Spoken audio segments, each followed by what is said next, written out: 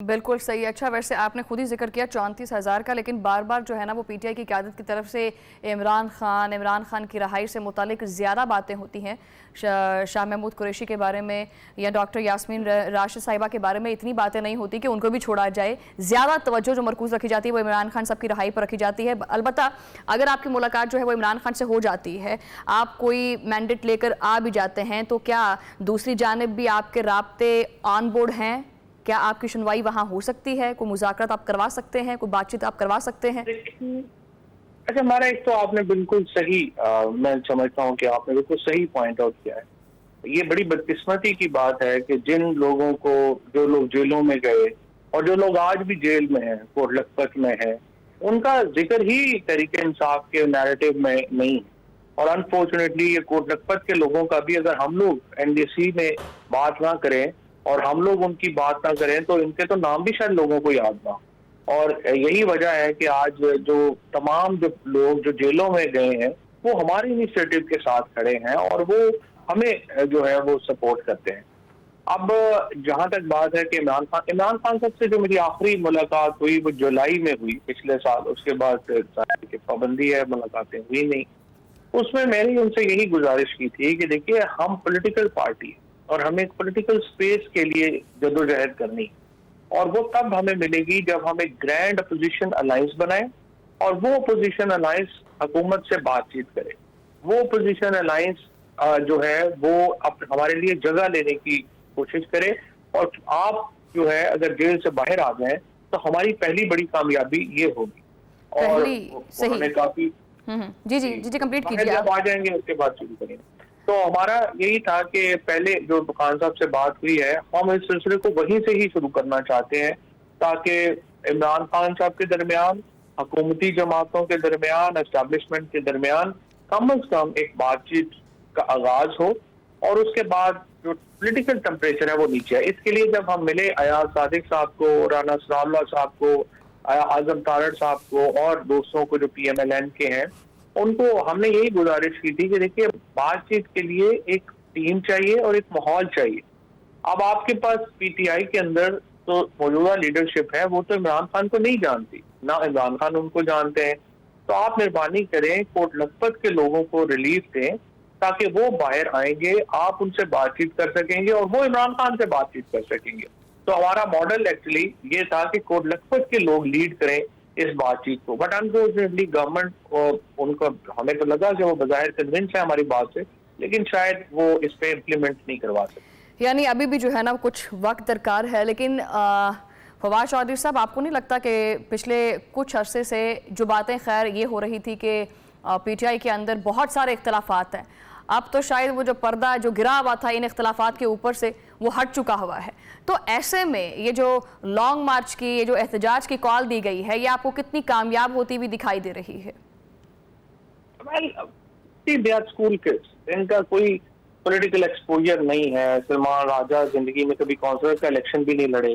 اسی طرح مشال جو ہیں جو اب سینیٹر بن گئی ہیں وہ بھی زندگی میں انہوں نے کبھی اپنی بار کی جنرل سیکرٹری کا الیکشن بھی نہیں لڑا ہوا. تو یہ تو ایک حادثہ ہو گیا چونکہ پاکستان کے اندر، اور ان لوگوں کو اتنے چھوٹے قد کے لوگوں کو اتنے بڑے عہدے دینے پڑ گئے.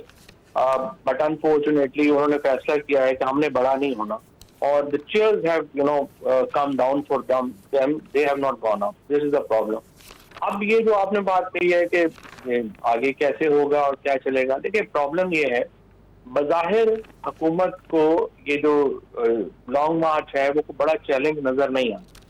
لیکن دیکھیے پرابلم کیا ہے، پاکستان کی سوسائٹی ایک بہت زیادہ طویل عرصے سے ایک پولیٹیکل ہیٹ میں ہے، اور اس کی جو شدت ہے اس گرمی کی وہ اب ہر شخص کو محسوس ہو رہی ہے.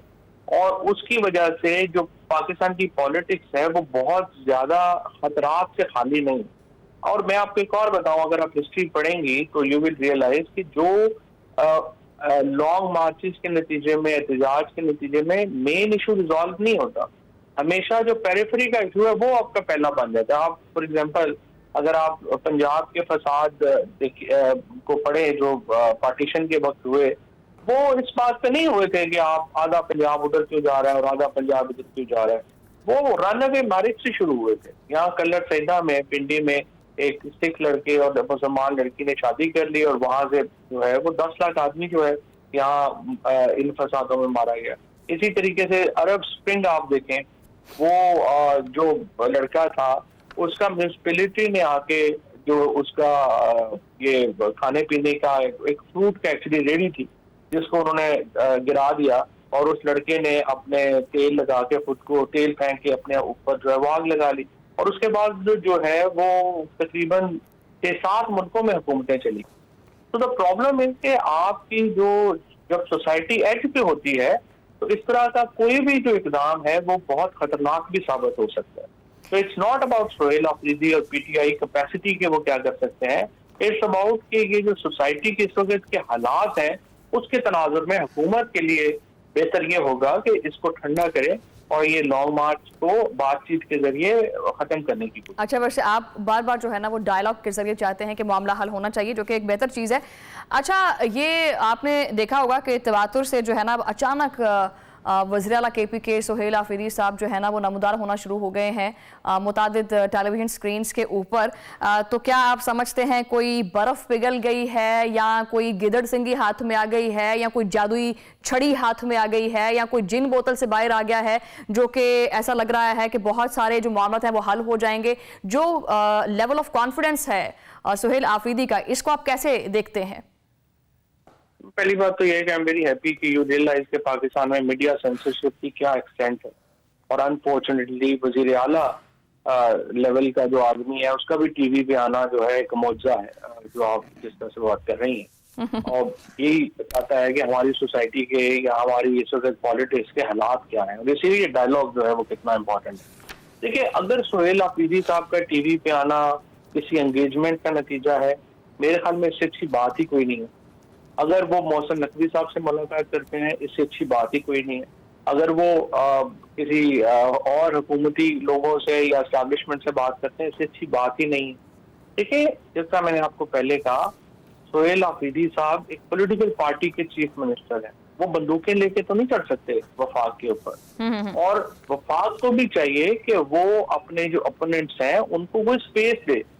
پی ٹی آئی کے آپ نے ایم این اے پہلے تو آپ نے سارے فارم 47 سے رزلٹ بدل دیے, پھر اس کے بعد جو ایم این اے پہنچ گئے ان کو آپ نے سپریم کورٹ سے ڈسکوالیفائی کروا دیا. اب آپ جو 4 بچے بھی ہیں ان کو بھی آپ ہر وقت دیوار سے لگائے رکھتے ہیں. تو مجھے آپ بتائیں کہ اس طرح سے جو سوسائٹی ہے, اگر آپ کسی جو ہے وہ بلی کو بھی بالکل جو ہے وہ لگائیں گے, وہ بلی بھی آگے سے جھپٹ پڑے گی. آپ یہ پاکستان کی اتنی بڑی سیاسی جماعت ہے تحریک انصاف, اس کو آپ بالکل دیوار سے لگانا تو کوئی عقل مندی نہیں.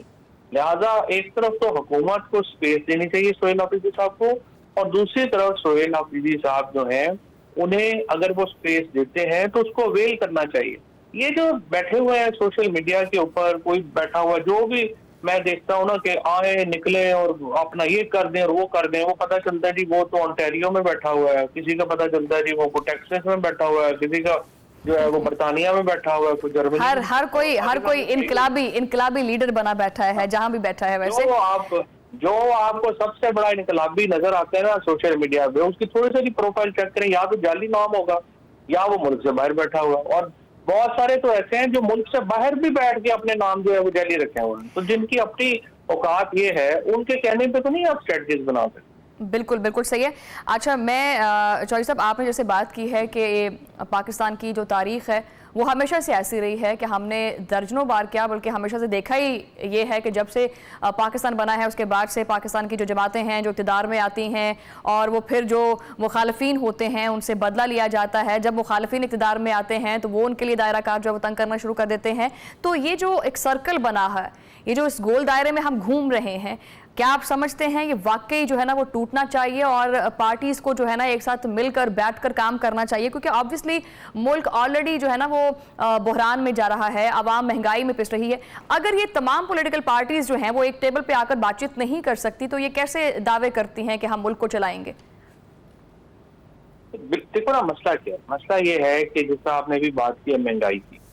اب آپ دیکھیں کہ جو آپ کا فارمر ہے, آپ اس وقت کسی بھی جگہ پہ, آپ پنجاب میں اسپیشلی کسی بھی ایگریکلچر جو اپنا آپ کے ڈسٹرکٹس ہیں، آپ اپنے نمائندے سے بات کریں گے، ایکسپریس کے نمائندے سے، وہ آپ کو بتائے گا کہ وہاں پہ جو ٹھیکہ ہے وہ 2018-19 کی سطح پہ چلا گیا اور آپ کی مہنگائی 200 گنا بڑھ گئی ہے.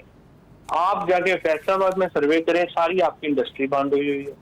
آپ ایک سطح ایک بہت ہی جو ہماری پاپولیشن ہے وہ ایک عذاب کا شکار ہے کہ آپ خود ایک تنخواہ دار طبقے سے تعلق رکھتی ہیں. اس وقت حکومت کا صرف فوکس یہ ہے کہ وہ تیل کے اوپر ٹیکس لگا رہی ہے اور تنخواہ دار طبقے سے وہ ٹیکس لے رہی ہے. تیسرا کوئی ان کے پاس شعبہ ہی نہیں ہے جس سے وہ جو ہے وہ اپنے کو ٹیکس لے سکے. بالکل بالکل بالکل صحیح. اچھا میرے پاس ٹائم کی کمی ہے، میں آپ سے آخری سوال، یہ میرے لیے بڑا امپورٹنٹ ہے ویسے جاننا، یہ سارے سوال بڑے امپورٹنٹ تھے، یہ بہت ہی امپورٹنٹ ہے. میں ابھی آپ سے یہ جاننا چاہوں گی کہ آپ کا بیسکلی جو پولیٹیکل فیوچر ہے یا آپ کا ابھی جو پولیٹیکل سٹیٹس ہے وہ کیا دیکھتے ہیں؟ آپ اپنے آنے والے ٹائم میں کون سی جماعت میں اپنے آپ کو دیکھتے ہیں؟ پی ٹی آئی میں یا استحکام پارٹی میں یا کوئی اور پارٹی ہے؟ دیکھیے، اگر ہم نے استحکام پارٹی میں جانا ہوتا تو پھر میں بھی وزیر ہوتا. جو سارے ہمارے دوست بنے ہیں وزیر، وہ ان کا پروفائل تو میرے سے زیادہ تو نہیں تھا نا، سب سے زیادہ پروفائل تو میرا ہی تھا.